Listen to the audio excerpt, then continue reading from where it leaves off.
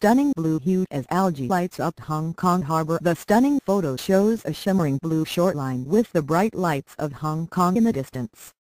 The fluorescent blue glow is natural lighting powered by an algae bloom of Noctiluca scintillans, commonly known as sea sparkle. The non-toxic phytoplankton is not considered harmful and is relatively common in Hong Kong.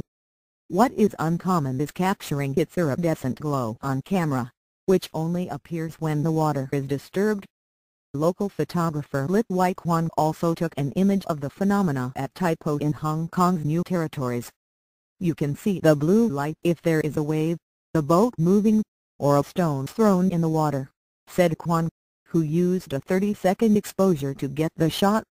There was no blue light when the water was calm, therefore many people threw stones into the water in order to see it. Despite its blue hue, the phenomena is referred to as a red tide and, according to a Hong Kong government website that keeps track of sightings, several have been reported so far this year. Michelle Chu from the city's Eco-Education and Resources Center said the bloom was caused by high pollution in Tai Po Harbor, which was exacerbated by the slow flow of currents. She said nutrient levels are typically high in the region, due to restaurant waste and sewage running direct from village houses into the sea.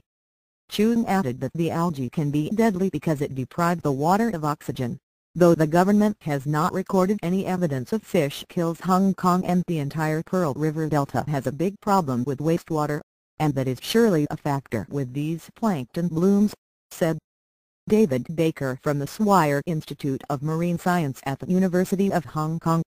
He said, by itself, Noctiluca scintillans doesn't represent a threat to human or environmental health, but the huge bloom does represent an ecosystem that's out of balance. I guess the analogy is they're like locusts that feed on agricultural crops. And once they find a good abundant food source they will multiply until the food source is exhausted. In Hong Kong, unfortunately, most of the nutrients are coming from our own sewage. The damage done to the environment doesn't just happen when oxygen is depleted during the algae's short lifetime. When the blooms die, they sink to the bottom of the sea, then they decompose, consuming huge amounts of oxygen. That's when we have the formation of these dead zones, where anything that's living, any fish or crab species living on the bottom, is at risk of dying from the low oxygen associated with that decomposition, Baker said.